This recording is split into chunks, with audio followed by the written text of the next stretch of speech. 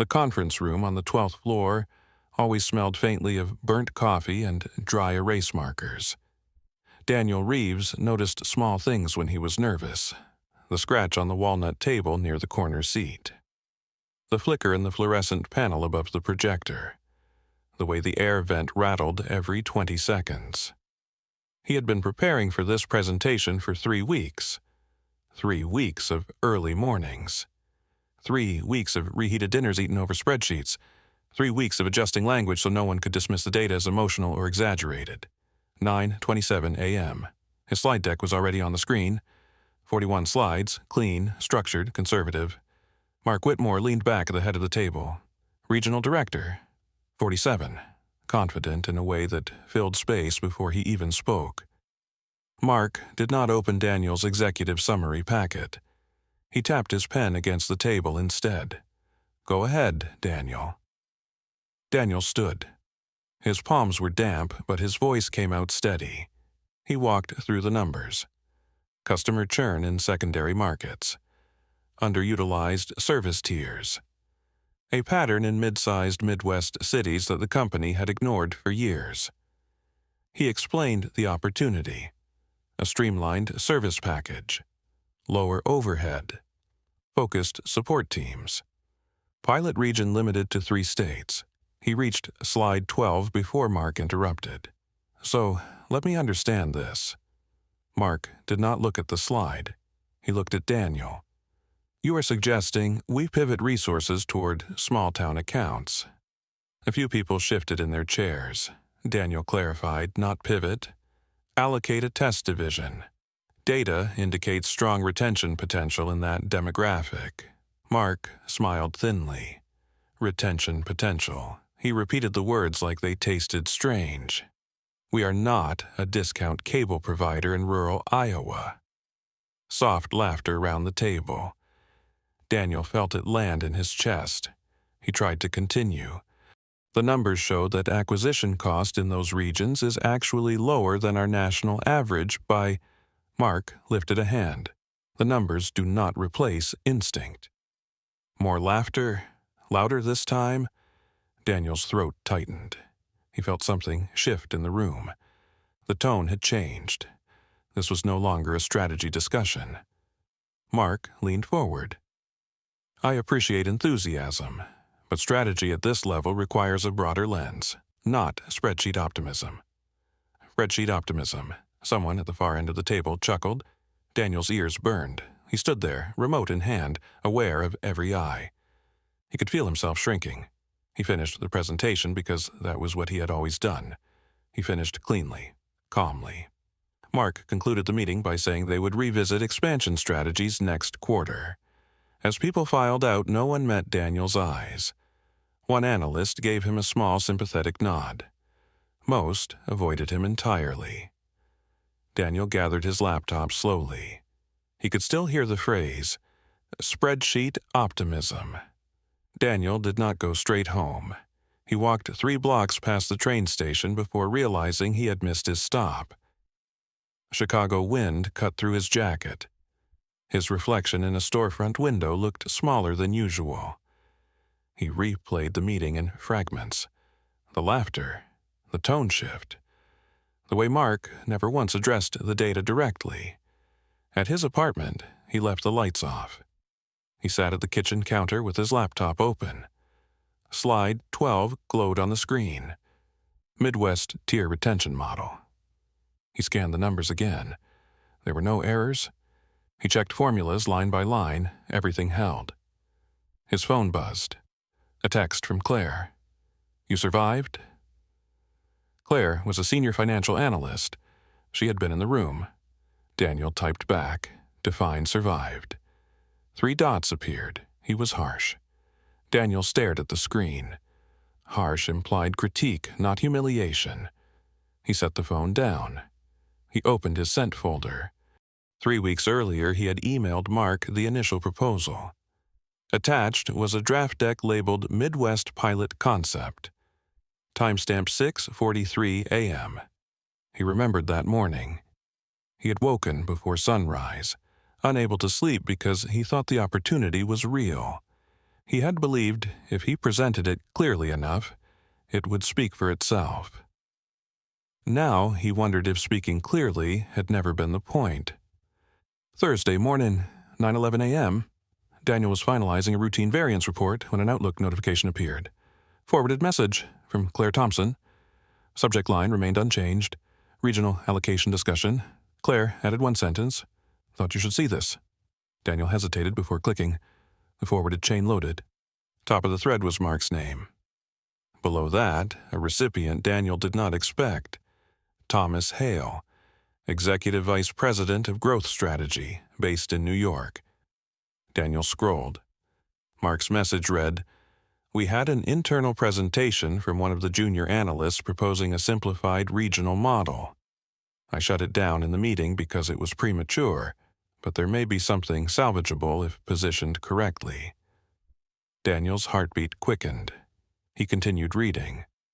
The attached summary reframed the idea as an executive initiative under Mark's guidance. Daniel downloaded the attachment. 3 pages. The structure mirrored his deck. The core model was identical. The language was refined, polished, strategic instead of exploratory. At the bottom, the document credited Strategic Leadership Review. No mention of Daniel. No mention of his analysis. His name did not appear once. He leaned back slowly. The room felt smaller. He reopened his original file. Side by side on the screen, the similarities were undeniable. Even the projected retention percentage was the same. 32%. Not 31. Not 33. 32. Daniel felt a cold clarity settle over him. The meeting had not been dismissal. It had been positioning. Public rejection. Private extraction. For the rest of the morning, Daniel functioned on autopilot. He answered emails, updated a budget sheet, nodded when spoken to. Inside, something rearranged itself.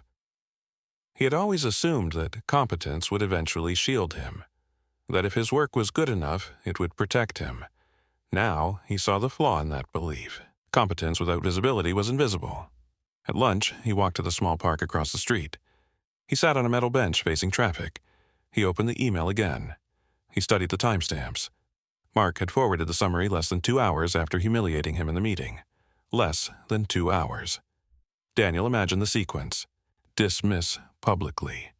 Extract privately, repackage upward. The precision unsettled him more than the theft. His phone buzzed.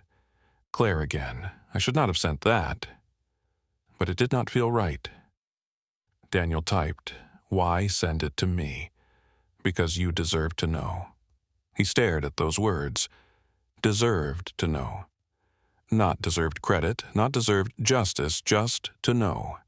A wave of anger rose, then retreated. Anger was easy, action was harder. He closed his eyes and felt something else underneath. Fear. Mark had power. Performance reviews, promotions, visibility. If Daniel confronted him and lost, he would be labeled difficult. If he stayed silent, he would remain small. Traffic roared past. A delivery truck backfired loudly. Daniel opened his eyes. He was tired of shrinking, but he did not yet know how to stand. That night, Daniel did not text Claire back. He did not call anyone. He opened his work archive instead. He downloaded every version of the Midwest model. He exported revision histories from shared drives. He saved the original concept email thread. He documented creation dates. He printed nothing. He told no one. His movements were methodical, almost detached. He noticed how calm he felt while gathering proof. Calm in a way he had not felt during the meeting. Control returned when facts aligned. At 11:30 p.m., he leaned back in his chair. On his desktop was a folder titled Regional Timeline. Inside were files labeled by date. He opened a blank document and began writing a sequence. Initial data pull, first draft model, email to Mark, revised deck, meeting, forwarded chain. He wrote each entry without commentary. just time and fact. When he finished, he stared at the screen. The narrative was clear. He imagined walking into Mark's office tomorrow, placing the folder on the desk, asking a simple question. Why? But he did not move. Confrontation without leverage was suicide. He needed the right moment and the right audience. He closed the laptop. For the first time since the meeting, he slept without replaying laughter in his head. Because now he had something solid, not just humiliation, evidence. Monday morning came heavy and gray. Daniel arrived earlier than usual. 7:12 a.m. The office lights on the 12th floor were still half dimmed, the automatic system slow to recognize early arrivals. The carpet smelled faintly of industrial cleaner. Somewhere down the hall, a printer hummed to life. He sat at his desk and opened his email. Subject line from Corporate Communications. Quarterly expansion update meeting scheduled for Thursday. All department leads and analysts required to attend. Daniel stared at the screen. Expansion update. His stomach tightened. He clicked the internal calendar invite. Presenter listed as Mark Whitmore. Daniel leaned back slowly. Of course. He opened the attached outline. Bullet points, high level, strategic regional diversification. Efficiency-driven tier restructuring. Different words. Same idea. He scrolled further down. There it was. Pilot program targeting underserved Midwest markets. Daniel felt the room tilt slightly.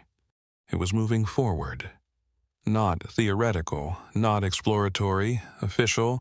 He imagined Mark standing in front of the entire division, presenting the refined version of Daniel's model as his own strategic foresight. The humiliation would not stay in one conference room. It would scale. Daniel's phone buzzed. A message from Claire. You saw the invite. He typed back. Yes. Pause. He imagined her at her desk across the floor, reading the same outline. This is getting bigger, she replied. Daniel stood and walked to the window. Below, traffic crawled along the expressway. A bus stopped. A cyclist weaved between cars. Ordinary Monday. Inside him, something sharp pressed against his ribs. He could still do nothing. He could tell himself that eventually credit might trickle down. He could convince himself that proximity to success mattered more than authorship. But he knew the truth. If this became Mark's flagship initiative, Daniel would become the anonymous analyst who once presented something similar. Close, but not central. He returned to his desk and opened the regional timeline folder again. He read it from top to bottom. The clarity steadied him. He began thinking less like an employee and more like a strategist. Emotion would not win this. Sequence would. At 10:40 a.m., Mark walked through the department. He moved with relaxed confidence. He stopped by Daniel's desk.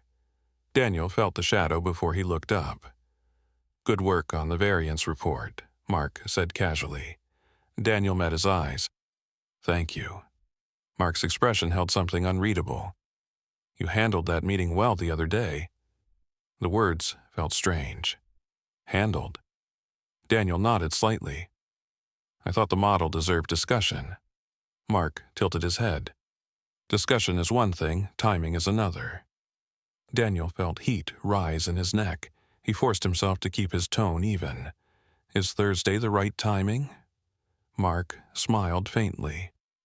Strategy requires layering, not impulsive enthusiasm.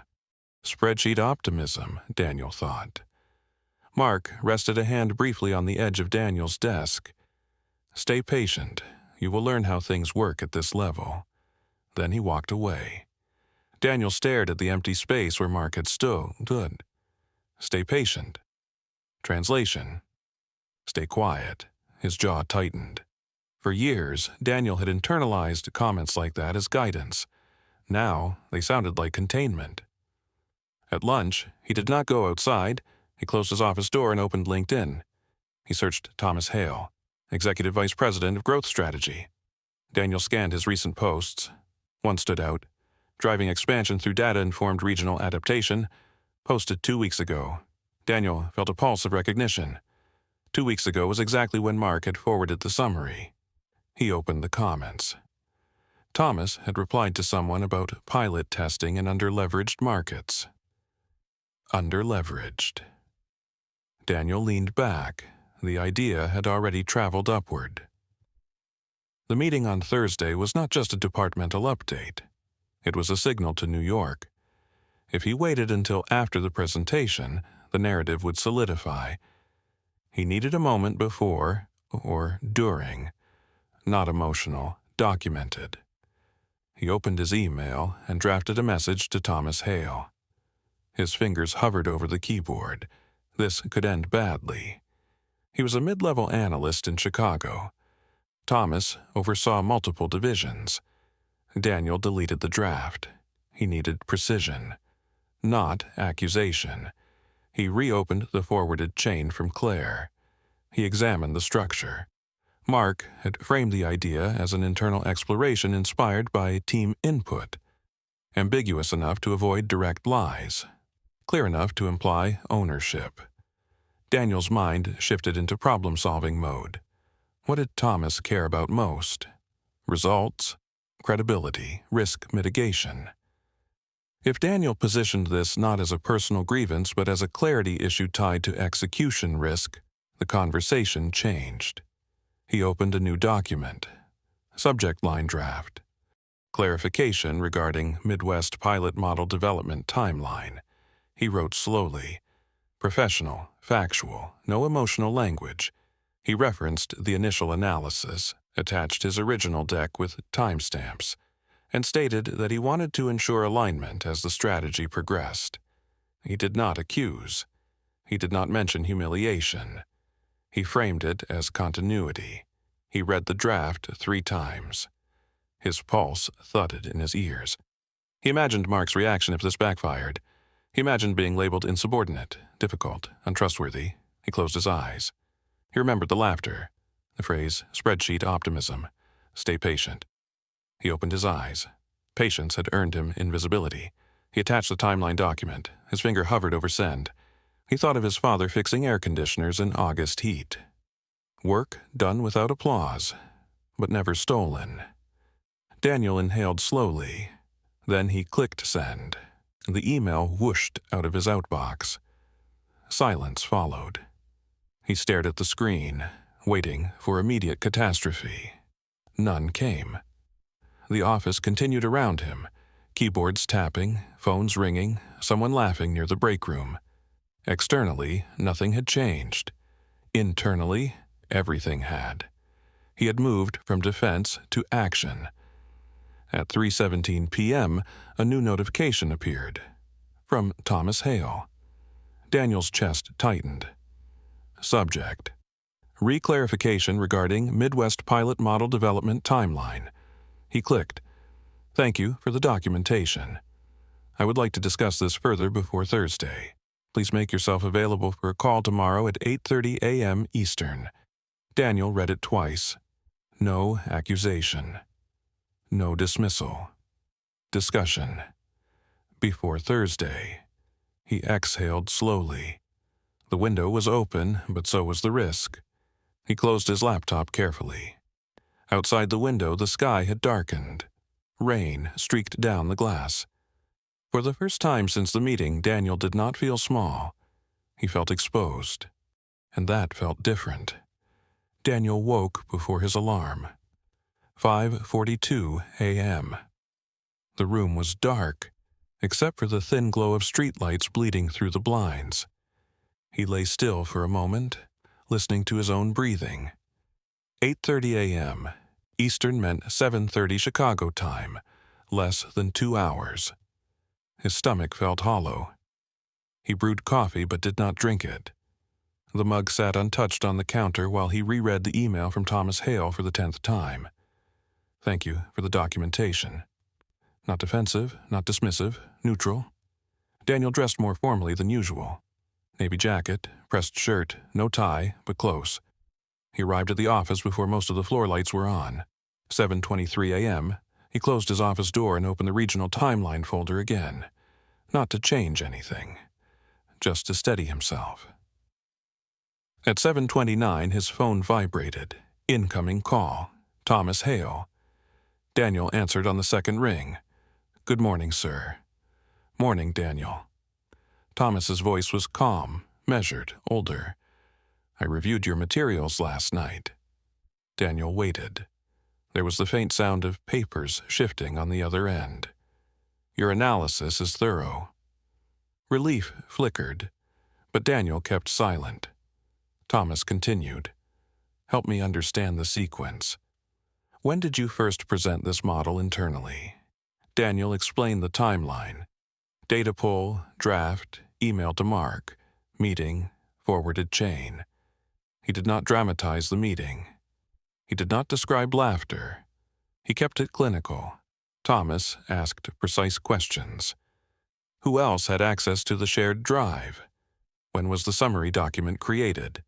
Had Daniel discussed escalation with human resources? Daniel answered each one. No speculation. Just fact. There was a pause. Daniel imagined Thomas in a glass office in Manhattan, city skyline behind him, weighing cost against politics. Finally, Thomas spoke. "I am less concerned about credit in isolation and more concerned about transparency in execution. If we roll out a pilot built on your model, the person who understands it best should lead it." Daniel felt his pulse quicken. "I agree, sir. I will be joining Thursday's meeting in person." Daniel blinked. In person. That was not on the calendar. Thomas continued. "Do not say anything about this conversation to anyone. Continue preparing as though you are attending as scheduled." Daniel nodded, though Thomas could not see him. Understood one more thing.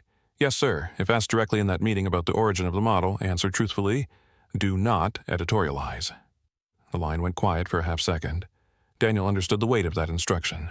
Truthfully, not defensively, not emotionally. Just truth. "We will handle the rest," Thomas said. The call ended. Daniel stared at the dark screen of his phone. He had expected resistance. Instead, he had been given structure. And a warning. Thursday would not be routine. He sat back in his chair and finally took a sip of the coffee he had poured earlier. It was cold. He did not care. At 9:15, the floor filled with employees. Mark walked in at his usual pace, confident, relaxed. Daniel watched him from across the room. Did Mark know? Probably not. Mark stopped by Claire's desk, talking animatedly about the upcoming expansion presentation. Claire glanced briefly towards Daniel. He gave no sign. He opened a spreadsheet and began working. Externally, nothing had shifted. Internally, tension coiled tighter. Around noon, Mark called a small prep meeting for Thursday. Only key team members, Daniel included. They gathered in the same conference room where the humiliation had happened.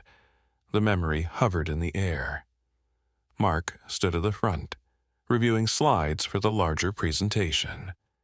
When the Midwest pilot section appeared, Daniel's chest tightened.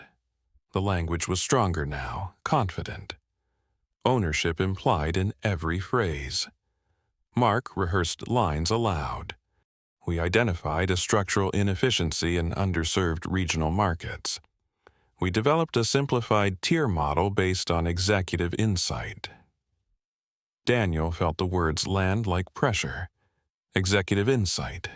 Not analysis, not team research, executive. Mark turned to the group. "Any questions before Thursday?" A silence. Claire shifted in her chair but said nothing. Daniel kept his face neutral. Mark's eyes landed on him. "Daniel, you good with the numbers in Section 4? Yes. Solid projections?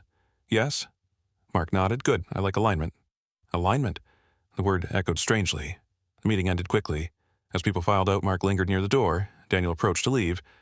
Mark lowered his voice slightly. "You have been quiet lately." Daniel met his gaze, focused. Mark studied him for a second longer than comfortable. "Good. Focus is useful." He stepped aside. Daniel walked past him, pulse steady but fast. 2 days. 48 hours until the larger meeting. 48 hours until truth would either surface or collapse. He returned to his desk and opened the pilot model one more time. He memorized key figures, retention rate projections, cost structure adjustments, break-even timeline. If asked, he would not hesitate. He would not shrink. Late afternoon sunlight cut across the office floor. Daniel watched dust move through the light. He felt exposed, yes, but no longer invisible. And that difference changed how he sat in his chair. Back straight, hands steady, Thursday was coming, and this time he would not be standing alone with laughter behind him. Thursday arrived with a hard blue sky and air that felt sharper than usual. Daniel barely tasted breakfast. He left his apartment earlier than necessary, arriving at the office at 7:02 a.m. The building lobby felt larger in the quiet. Security nodded at him the way they always did. Routine, ordinary. Inside him, nothing felt routine. By 8:30, the 12th floor was buzzing. Department heads from marketing, finance, operations, a few unfamiliar faces Daniel recognized from corporate directories. New York had sent people. At 9:10, the conference hall on the first floor filled. Rows of chairs, large screen, branded backdrop. Daniel took a seat 3 rows from the front, aisle side. Mark stood near the podium, speaking with 2 senior managers, relaxed, smiling, gesturing confidently. He looked like a man about to deliver a win. At 9:25, a quiet ripple moved through the room. Thomas Hale entered, in person. No announcement, no fanfare. Just a subtle shift in posture across the room as people recognized him. Mark's smile tightened for a fraction of a second. He walked over, shook Thomas's hand. Daniel watched the exchange carefully. Polite, controlled, unreadable. At 9:30 sharp, the presentation began. Mark took the stage. His voice carried easily. He opened with macro trends, national performance, headwinds in competitive sectors. Then he pivoted, which brings us to an opportunity we identified within regional inefficiencies. Identified. Daniel's pulse slowed instead of quickened. Strange. The fear that had consumed him earlier in the week now felt distant. Mark advanced to the Midwest slide. Data appeared on the screen. Daniel knew every number. He had built them at his kitchen counter long after midnight, cross-checking formulas until his eyes blurred. Mark spoke about strategic foresight, executive initiative, disciplined innovation, each phrase polished, each slide a refined echo of Daniel's original structure. The room responded positively, heads nodding, notes taken. Thomas sat near the front, hands folded loosely, expression neutral. Daniel waited. He did not know exactly when it would happen, only that it would. Mark reached the financial projections. 32% projected retention increase in targeted markets. Daniel felt a quiet steadiness settle in his chest. Thomas raised his hand. Mark paused mid-sentence. Yes, Thomas. Thomas stood slowly. His presence shifted the energy immediately. I would like clarification on the development timeline of this model. The room stilled. Mark smiled lightly. Of course, Thomas continued. When was the initial data analysis for this Midwest pilot conducted, and by whom? Silence deepened. Daniel felt the weight of every person in the room leaning inward. Mark hesitated for less than a second. Our strategic team collaborated over the past quarter. Thomas nodded slightly. Specific names. A beat. Daniel felt the air thin. Mark gestured vaguely toward the analyst section. We had contributions from various members of the Chicago Strategy Group. Thomas turned his gaze towards Daniel. Daniel Reeves, correct. It was not a question. It was a placement. Daniel stood. He could feel his heartbeat in his throat, but his voice came out clear. Yes. Thomas addressed him directly. When did you first construct the core retention model reflected in slide 12? Daniel answered. Initial model draft completed 3 weeks prior to the internal meeting on May 14th. Timestamp 6:43. I am a ripple of whispering moved across the back rows. Thomas nodded. And was that draft shared internally before the meeting in which it was discussed? Yes. Daniel kept his eyes forward. It was emailed to Mark Whitmore that same morning. Mark's jaw tightened almost imperceptibly. Thomas looked back at Mark. Mark, did you review that draft prior to the meeting in which it was publicly dismissed? The word dismissed hung heavy. Mark's composure thinned. I reviewed multiple exploratory drafts from the team. Thomas did not blink. Did you incorporate Mr. Reeves's model into the executive summary sent to my office 2 hours after that meeting? The room felt airless. Mark inhaled slowly. The summary was based on collective input. Thomas's voice remained even. I compared timestamps last night. Several people shifted uncomfortably. Daniel felt no triumph, only exposure. Thomas continued. The integrity of strategic reporting is not optional. His gaze swept the room. When analysis is publicly undermined and privately extracted, it creates execution risk. The word risk carried more weight than fairness ever could in this room. Mark's face had lost its relaxed confidence. Thomas turned back to Daniel. Mr. Reeves, if this pilot proceeds, are you prepared to lead its analytical execution? Daniel did not hesitate. Yes. The answer surprised even him in its steadiness. Thomas nodded. Then that is what will happen. The room erupted into low murmurs. Not dramatic, not explosive, but undeniable. The axis had shifted. Thomas addressed the group. Effective immediately, the Midwest pilot will be restructured under Daniel Reeves's direct oversight, reporting to my office for the duration of Phase 1. He paused. Leadership requires clarity. Then he sat down. Mark stood frozen for half a second before attempting to regain control. We are aligned on forward progress. His voice lacked its earlier ease, but the room no longer belonged to him. Daniel remained standing a moment longer than necessary, not out of defiance, out of grounding. He had not attacked. He had not shouted. He had stated fact, and fact had carried. When the meeting adjourned, people did not avoid his eyes. Several approached him quietly.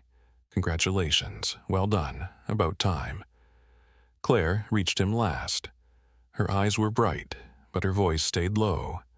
You did not shrink. Daniel felt something loosen inside his chest. I almost did. Across the room, Mark was speaking with Thomas in hushed tones. The posture was different now, less expansive, more contained. Daniel gathered his notebook slowly. The humiliation from weeks ago still existed in his memory, but it no longer defined the room. As he walked out into the hallway, sunlight spilled through the lobby windows. Employees moved around him with new glances. Not pity, recognition. He did not feel victorious, he felt visible. And that, more than applause, steadied him. The email had opened the door, but standing in that room, answering truthfully, had pushed it wide. The building did not erupt after the meeting, and there was no applause, no dramatic confrontation in the hallway. No one raised their voice. Instead, everything felt strangely controlled. Too controlled. Daniel returned to the 12th floor with the rest of the department. Conversations lowered when he passed. Not out of hostility, out of recalibration. Mark walked out of the elevator behind him. No one looked directly at either of them. The hallway that had once felt narrow now felt exposed. Daniel reached his desk and sat down slowly. His inbox was already filling. 3 messages from operations asking about pilot metrics. 1 from marketing requesting projected timelines. 2 from finance asking for clarification on cost structure. And 1 from Thomas's assistant, Please schedule a weekly standing call beginning next Monday at 9 a.m. Eastern. It was real. The shift was not symbolic, it was structural. Claire appeared at the edge of his cubicle. She did not smile widely. She simply leaned slightly against the partition. "You good?"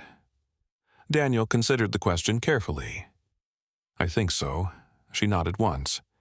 "He deserved that," she said quietly, glancing toward Mark's office. Daniel followed her gaze. Mark's office door was closed, blinds half drawn. For months, that office had represented authority. Now it looked smaller. Daniel felt a flicker of something he did not expect. Not satisfaction, not revenge, sadness. Because humiliation had not only hurt him, it had revealed something hollow in Mark. At 11:20, his phone buzzed. Unknown number. He stepped into the hallway to answer. "Daniel Reeves, this is HR." The voice was neutral, rehearsed. "We would like to schedule a brief meeting this afternoon regarding procedural review." Procedural review. Daniel understood what that meant. Not public, not scandalous. Contained. He agreed to the time. 3:30 p.m. When he returned to his desk, he saw Mark standing near the coffee station. For a split second, their eyes met. Neither looked away. Mark approached, not aggressively. Measured. "We should talk," Mark said quietly. Daniel nodded. They walked into a small conference room. No audience this time. Just 2 chairs and a glass wall facing the hallway. Mark closed the door. Silence hung thick between them. "You escalated quickly," Mark began. His voice lacked its earlier smoothness. Daniel answered evenly. "I clarified." Mark's jaw tightened. "You could have come to me first." Daniel held his gaze. Would that have changed anything? A long pause. Mark did not answer directly. This is not how things are typically handled at this level. Daniel felt the old reflex to apologize flicker inside him. He resisted it. Transparency should not be unusual. Mark exhaled slowly. "You embarrassed me in front of leadership." Daniel almost laughed at the inversion. "I was embarrassed first." The words came out calm, not sharp. Mark's eyes hardened briefly. "This is bigger than you think." Daniel nodded. "I know, that was the point." The air between them shifted. Not reconciliation. Recognition. Mark leaned back in his chair. "You think Thomas cares about fairness. He cares about risk." Daniel did not disagree. "Then understand this. If you fail on this pilot, it will not be quiet." Daniel absorbed the statement. It was not a threat shouted. It was a fact delivered. Pressure would now sit squarely on Daniel's shoulders. Failure would confirm every doubt whispered about him. Spreadsheet optimism, he felt the weight settle. "I understand," Daniel said. Mark stood, good, because this is no longer theoretical. He opened the door and left without another word. Daniel remained seated for several seconds. His hands were steady, but his chest felt tight. Winning the moment had not removed the stakes, it had raised them. At 3:30, he walked into the HR office. 2 representatives sat across from him. Their tone was polite, professional. They asked about the sequence of events. They requested copies of documentation. Daniel provided everything, no embellishment, no character attacks, just dates and files. One representative nodded as she reviewed the timeline. "This aligns with what we have seen." Daniel did not ask what that meant. He did not need to. When he left HR, the hallway felt different again. Not tense, not celebratory, focused. By 5:15 p.m., the office had thinned out. Daniel remained at his desk, reviewing the pilot plan. He adjusted staffing projections, recalculated budget buffers, prepared questions for Monday's call with Thomas. He felt no surge of adrenaline now, only responsibility. Claire stopped by on her way out. "Dinner plans canceled," she said. "You are not going home early." Daniel shook his head. "Not tonight." She studied him for a moment. "You realize this is what you wanted." He paused. Yes. She nodded once and left. The lights above his desk hummed softly. Outside, the city darkened. Daniel leaned back in his chair and stared at the retention projection on his screen. 32%. That number had almost been absorbed quietly, almost erased. Now it carried expectation. He thought about the meeting weeks ago. The laughter, the shrinking. That version of him would have avoided escalation, would have told himself to wait. Tonight, he did not feel triumphant. He felt accountable. He opened a fresh document. Midwest Pilot Phase 1 Execution Plan. He began typing carefully. Not to prove himself, not to defeat Mark, but because now the work was visible. And visibility demanded precision. At 7:40 p.m., he finally shut down his computer. The floor was nearly empty. As he walked past Mark's office, he noticed the lights were off, the blinds fully drawn. Daniel did not slow down.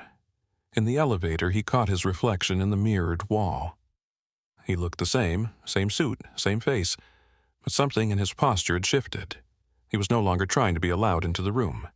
He was responsible for what happened inside it, and that responsibility felt heavier than humiliation ever had. Monday arrived without ceremony, no announcement, no congratulatory email blast, just a calendar reminder blinking at 8:57 a.m. weekly Midwest Pilot oversight call.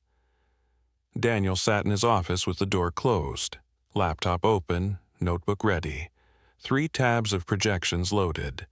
At exactly 9 a.m. Eastern, the screen populated. Thomas Hale. 2 directors from New York, 1 operations lead from Chicago, Daniel. Mark was not on the invite. That absence was louder than any presence. Thomas began without small talk. Daniel, walk us through your Phase 1 execution plan. Daniel inhaled slowly and began. He outlined staffing adjustments first. Reassigned 2 analysts full-time to regional modeling. Temporary support from marketing to localize messaging. 3-month review window with defined performance triggers. He moved to cost structure. Reduced onboarding overhead by simplifying tier complexity. Adjusted customer support ratios for smaller accounts. Break-even timeline extended conservatively to avoid overpromising. He did not oversell. He did not dramatize. He spoke like someone who understood both the opportunity and the fragility of it. Thomas interrupted once. What is your largest risk variable? Daniel did not hesitate. Overestimating adoption velocity in secondary markets. If we scale too quickly, we burn resources before retention stabilizes. Thomas nodded. And mitigation. A staggered rollout by state. Weekly retention monitoring instead of monthly. Immediate pause trigger if churn exceeds forecast by 5%. Silence followed. Not uncomfortable, evaluative. One of the New York directors spoke. Your projections are conservative compared to what was presented Thursday. Daniel kept his voice steady. The previous projection assumed accelerated marketing spend in month 2. I recommend delaying that until baseline retention confirms trend stability. Thomas leaned back slightly. You are lowering expectations. I am protecting margin. The call ended at 9:43. No applause, no criticism. Just one final statement from Thomas. Proceed as outlined. Update us weekly. Precision over speed. When the screen went dark, Daniel exhaled fully for the first time all morning. He had not been dismantled. He had not been corrected publicly. He had been entrusted. The word felt unfamiliar. Around 10:30, an email from operations confirmed staffing changes. 2 analysts reassigned to him effective immediately. Daniel read the names. One was Claire. The other was Jason Kim, a quiet but sharp modeler who rarely spoke in meetings. He stood and walked to Claire's desk. You saw the staffing update. She grinned slightly. Guess I am officially on your spreadsheet optimism team. He almost smiled at the phrase. Almost. They gathered Jason in a small conference room. Daniel did not posture, he did not inflate his role, he laid out the plan clearly. This is not about proving a point, it is about executing cleanly. If we fail, it will not be quiet. Jason nodded. Claire's expression turned serious. Understood. For the next 3 hours, they rebuilt pieces of the model, tightened assumptions, flagged potential volatility, mapped out weekly reporting structure. Daniel felt something unexpected. Flow, not defensive energy, not adrenaline, just focused work. Around 2 p.m., his phone vibrated. Unknown extension. He answered, "Mark, we need to talk." The tone was flatter than before. Daniel agreed to meet in 15 minutes. Mark's office felt different now. The blinds were open. Sunlight cut across the desk. Mark stood when Daniel entered. "Have a seat." No edge in his voice. No sarcasm. Just gravity. "I was informed that I will be transitioning out of direct oversight for the Midwest Initiative," Mark said. Daniel remained silent. "This will be framed as strategic redistribution of focus." He almost smiled at the phrasing. "Framed." Mark continued. "Do not mistake this for defeat." Daniel met his eyes. "I am not." Mark studied him for a moment. "You handled Thursday carefully, I will give you that." Daniel felt no satisfaction in the compliment. "You underestimated me," Mark said quietly. The admission surprised him. "Yes," Mark exhaled. "You will find that leadership attention is unforgiving. They expect outcomes, not narratives." Daniel nodded. "I know." Mark leaned forward slightly. "Then hear this clearly. If you succeed, it will be because the model works. If you fail, they will not remember context. They will remember that you asked for ownership." The words landed hard, not hostile, true. Daniel felt the weight of them. "I understand." Mark's expression softened almost imperceptibly. "For what it is worth, the model is strong." Daniel paused. "Thank you." The exchange felt stripped of ego now, not friendly, but honest. When Daniel left the office, he did not feel victorious. He felt warned. Back at his desk, he opened the retention dashboard. Numbers from the initial soft launch in one test county were starting to populate. Small sample size, too early to draw conclusions. But the first data points were slightly above forecast. Not dramatically, but enough. Claire leaned over his shoulder. "Early numbers look promising." Daniel nodded. Too early. He refused to let optimism outrun discipline. By 6 p.m., the office had quieted. Jason left with a quick wave. Claire lingered. "You look like you are carrying something heavier than last week." Daniel considered the truth. "Last week I was fighting to be seen. This week I have to prove I deserve to be." She nodded. "That is different pressure?" "Yes." After she left, Daniel remained alone with the glow of his monitor. He remembered standing in that conference room weeks ago, shrinking under laughter. Now he felt something else entirely. Expectation. He opened the pilot tracker and typed a note to himself. Visibility earned through truth must be sustained through competence. He did not know if that sentence would matter later, but writing it steadied him. Outside, the city lights flickered on. Traffic moved steadily below. Daniel closed his laptop slowly. The humiliation had pushed him into the light. But the light was not warm. It was sharp. And now every decision would be visible. He walked to the elevator with a straighter back than he had months ago. Not because he had won, but because he had stepped forward and accepted what came next, and that acceptance felt like the real turning point. By week 6, the pilot was no longer a test inside a spreadsheet. It was a headline in an internal memo from New York. Midwest pilot demonstrates scalable retention stability. Daniel read the phrase twice. Scalable. That word changed everything. Scalable meant expansion. Expansion meant scrutiny. At 9 a.m. Eastern, Thomas opened the weekly call with a different tone. Senior leadership is considering Phase 2 acceleration. Daniel felt a familiar tightening in his chest. Acceleration without full stabilization was risk. He spoke carefully. Retention remained strong in the first 2 counties. We need at least 2 more weeks of stable performance before increasing marketing spend. One of the directors pushed back. Momentum matters. Competitors are watching regional shifts. Daniel did not argue emotionally. Momentum without retention erodes margin. Silence. Thomas intervened. Daniel, quantify the downside. Daniel shared his screen. If we accelerate now and churn increases by even 3% in early Phase 2 counties, the margin advantage collapses for 2 quarters. The numbers filled the screen. Clear, unforgiving. Thomas nodded slowly. Then we wait. The decision felt simple, but Daniel knew it was not. Saying no to speed in a growth-focused company required leverage. His leverage was credibility earned through discipline. After the call ended, Claire rolled her chair toward him. You just slowed down an executive-level acceleration. Daniel exhaled. I slowed down risk. She studied him. Last month, you would not have spoken that directly. He knew she was right. Last month, he would have softened language, added qualifiers, protected egos. Now, he protected outcomes. Around noon, Mark stepped into his office without knocking. The habit of authority still lingered.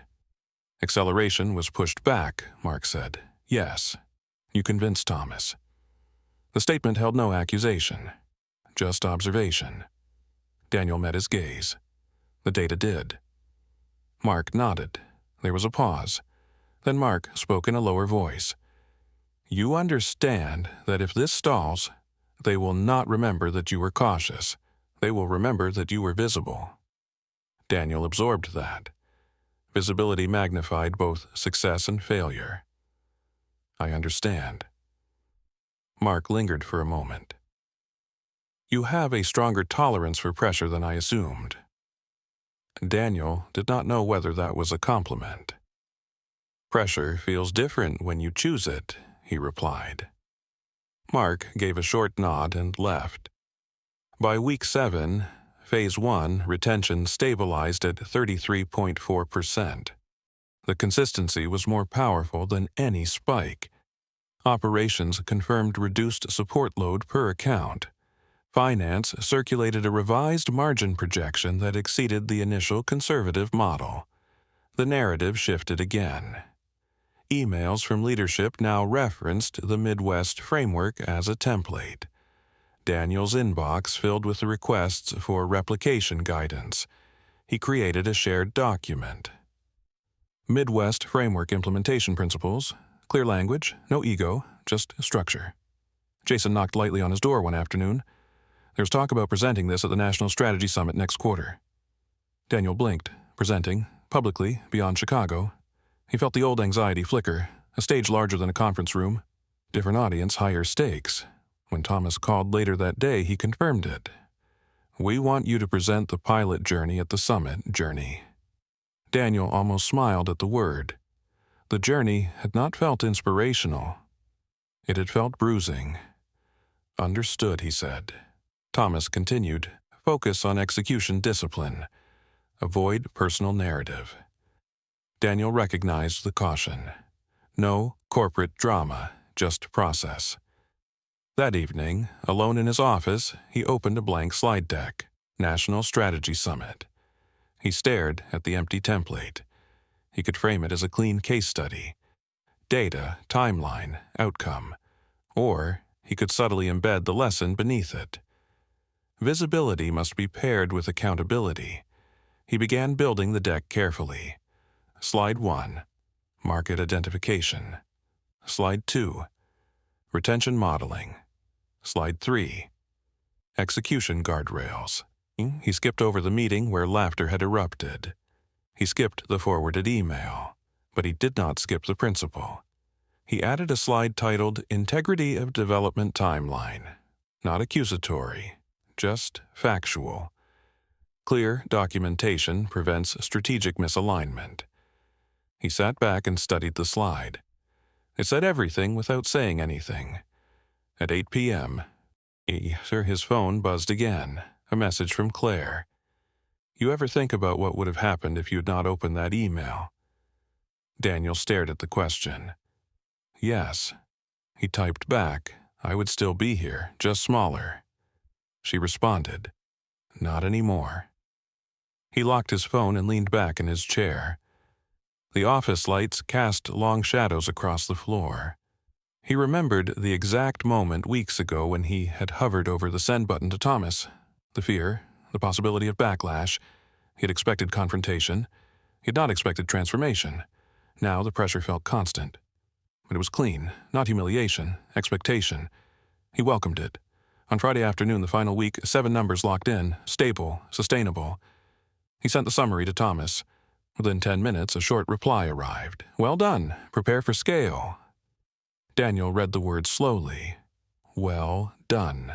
Not exaggerated, not inflated, earned. He stood and walked to the window. The city stretched beneath him. Same skyline, same noise. But the internal landscape had shifted completely. He was no longer reacting to someone else's narrative. He was shaping one. And shaping meant responsibility. As he gathered his things to leave, he passed Mark's office. The door was open again. Mark looked up briefly. You are presenting at the summit. Yes. Good. Mark's voice held something like respect. Make sure they see the model, not the politics. Daniel nodded. That is the plan. In the elevator, descending toward the lobby, Daniel felt neither triumph nor vindication. He felt alignment. The humiliation had forced him into visibility. The email had opened a door.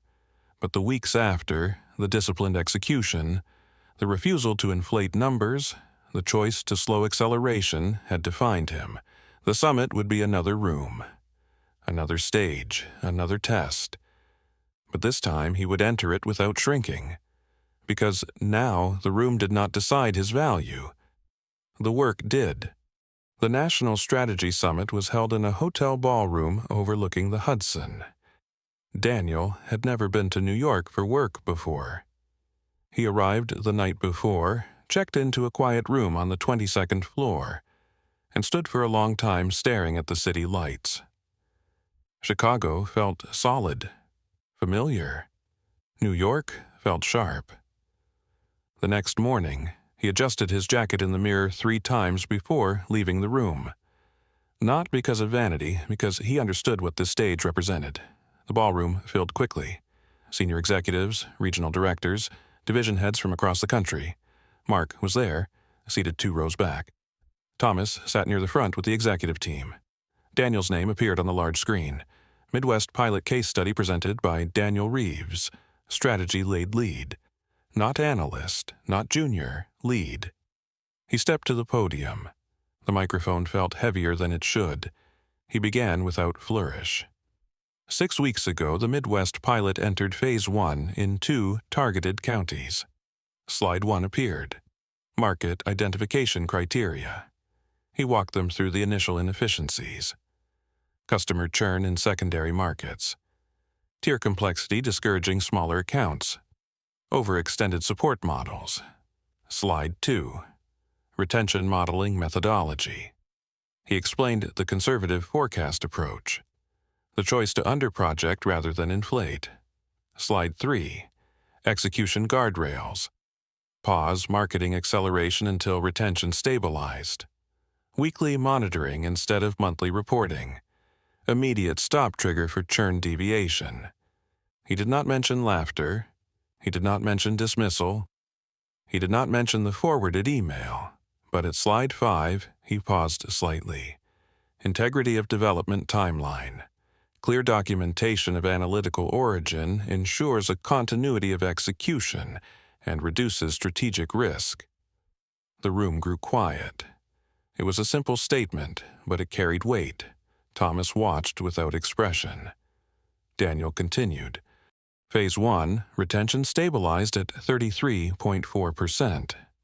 Margin improvement exceeded initial conservative forecast by 1.8%. He avoided dramatic language. He let the numbers stand. A director in the back raised a hand. What was the inflection point that shifted this from exploratory analysis to executive adoption? Daniel considered the question carefully. The inflection point was clarity of ownership and disciplined execution alignment. He let the words settle. When the person building the model also leads the execution, the feedback loop shortens and distortion reduces. There was no accusation in his tone, just structure. Another question. Would this model have scaled if accelerated earlier? Daniel shook his head slightly. Acceleration without stable retention would have collapsed margin and damaged credibility. Thomas leaned forward slightly. Discipline preserved optionality. Yes, Daniel replied. After 38 minutes, the presentation ended. Not with applause, with focused nods, with follow-up requests, with directors asking for implementation guides. As Daniel stepped away from the podium, his pulse finally spiked. Not from fear, from release. He had stood in a room far larger than the one where he had once shrunk, and he had not folded. During the break, several executives approached him. Sharp questions, technical clarifications. Not once did anyone treat him as a footnote. Mark approached last. He waited until others cleared. "You handled that cleanly," he said. Daniel met his eyes. That was the goal. Mark studied him for a moment. Most people would have turned that slide into a speech about fairness. Daniel knew which slide he meant. Integrity of development timeline. This was not about fairness, Daniel said quietly. It was about preventing distortion. Mark gave a short nod. Good answer. For the first time, there was no tension between them. Only professional acknowledgement. Later that afternoon, Thomas asked Daniel to stay behind briefly. The ballroom had thinned, chairs half empty, city skyline visible through tall windows. You presented with restraint, Thomas said. Daniel waited. You did not weaponize the origin story. Daniel understood the implication. Restraint protects credibility. Thomas nodded. We are moving into Phase 2 next quarter. You will oversee national rollout strategy for similar regional adaptations. The words landed slowly. National. Daniel felt the scale expand in his mind. I am ready, he said. Thomas held his gaze. I believe you are. That evening, alone again in his hotel room, Daniel sat by the window. The city hummed below. He thought back to the first meeting, the laughter, the shrinking, the quiet drive home. He remembered how close he had come to accepting invisibility. If Claire had not forwarded the email, if he had chosen silence, if he had hesitated to press send. The pilot would still exist, but his voice inside it would not. His phone buzzed. A message from Claire. Heard it went well. Daniel typed back. It did, she responded. Told you not to shrink. He smiled faintly. Not shrinking had not felt heroic. It had felt terrifying, but necessary. The next morning, as he checked out of the hotel, he felt something settle inside him. Not ego, not victory, alignment. The humiliation had been real, the theft had been real. But what mattered most was what followed. Documentation, discipline, execution, standing in rooms without apology. Back in Chicago on Monday, the office felt smaller again. But Daniel did not. As he walked through the 12th floor, conversations continued around him. The same desks, the same lights, but he moved differently now. Not because people treated him differently, but because he treated himself differently. He stopped by the small conference room where the first humiliation had happened. The scratch on the walnut table was still there. The air vent still rattled faintly. He stood for a moment in the empty room. Weeks ago he had felt invisible here. Today it was just a room. He turned and left without hesitation. Back at his desk, he opened a new document. Phase 2 National Adaptation Framework. The work was larger now, the pressure heavier, but it no longer felt crushing. It felt earned. He typed the first line carefully. Visibility demands accountability. Then he began building again. National rollout did not explode overnight. It expanded carefully. 3 additional regions in Q1, 2 more in Q2, each one following the same disciplined framework. Daniel built the adaptation templates with precision, localized pricing bands, adjusted support ratios, regional feedback loops embedded from day one. He insisted on one non-negotiable principle in every new rollout meeting.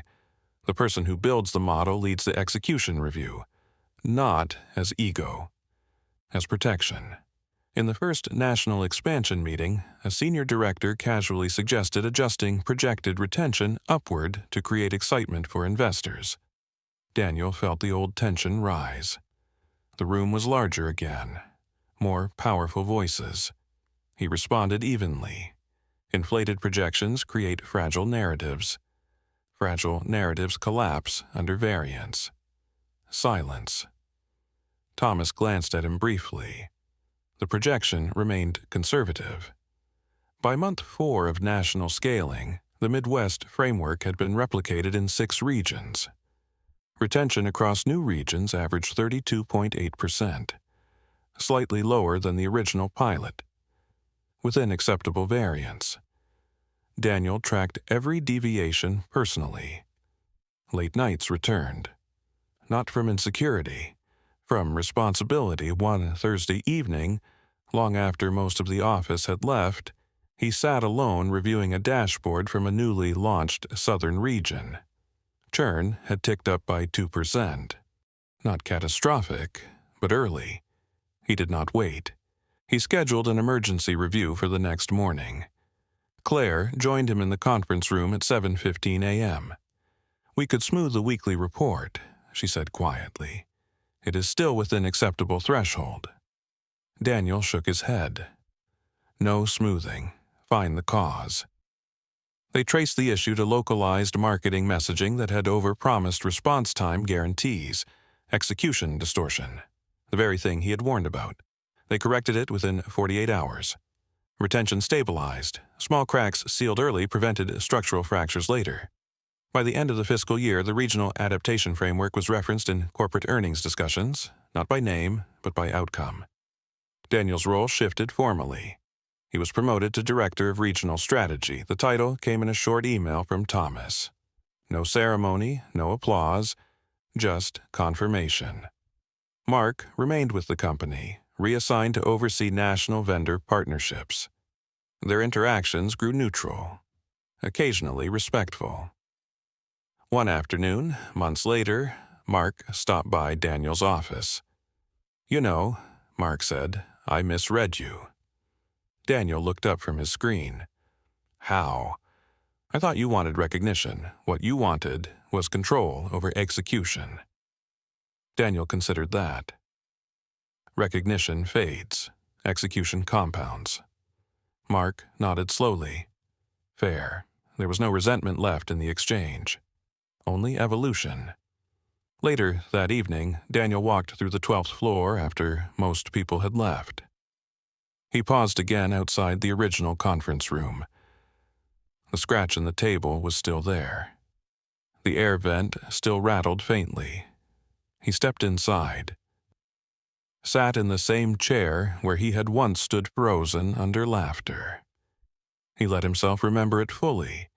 The heat in his ears, the shrinking, the impulse to disappear. He did not erase that memory. He kept it, because it marked the turning point. Not when Thomas stood up, not when the email surfaced, but when he chose to press send. The choice had terrified him. It still felt heavy in hindsight. If the escalation had backfired, he might have been isolated, labeled, marginalized, but silence would have cost more. It would have carved something smaller inside him. Now, as director, he mentored junior analysts differently. When someone presented a half-formed idea, he did not dismiss it publicly. He asked for the model behind it. He asked for documentation. He asked who built it. Not to protect himself, to protect them. One afternoon, a young analyst named Priya stayed late after a review meeting. "I almost did not speak today," she admitted. "Why?" "I thought it would sound naive." Daniel leaned back in his chair. "Naive is untested, not useless." She smiled faintly. "You think it is worth modeling?" "Yes. And if it survives modeling, it deserves the room." Weeks later, Priya's model uncovered a small inefficiency in onboarding that improved support load by 1% nationally. Small, but compounding. Daniel watched the ripple. He understood now that visibility was not about standing on stages. It was about who you made visible next. 1 year after the original meeting, the company held an anniversary town hall. Growth numbers strong. Regional expansion cited as a key driver. Daniel sat in the audience this time, not on stage. He listened as Thomas summarized the year. He mentioned discipline. He mentioned execution integrity. He mentioned leadership emerging from within. He did not tell the origin story. He did not need to. The structure was visible in the results. After the town hall, Daniel walked out into the Chicago air. Cold, bright. He checked his phone. A message from Claire. Hard to believe it started with a laugh. He stared at the words. Yes, it had started with a laugh and an email. But what it had become was larger than humiliation. It had become a standard. Documentation over distortion. Discipline over ego. Execution over narrative. He typed back. It started with truth. Then he put the phone away and began walking toward the train. The city moved around him. Traffic, footsteps, wind. Ordinary. But he no longer felt like someone trying to be allowed into rooms. He built the rooms now. And when someone spoke inside them, he listened. Not for weakness, for structure. Because the moment that changed everything had not been the laughter. It had been the refusal to accept it as final. If you have ever been laughed at in a room where you deserved respect, if you've ever watched someone try to rewrite your work, your effort, your identity, do not let that moment define you. Silence protects comfort. Truth protects structure. And sometimes the smallest decision pressing send standing up speaking one clear sentence changes the entire direction of your life. If this story felt real to you, if you have ever been underestimated, if you believe discipline beats ego, stay with Final Text, subscribe. Because here we do not tell fairy tales. We tell stories where humiliation is not the ending. It is the turning point, and the next one is coming.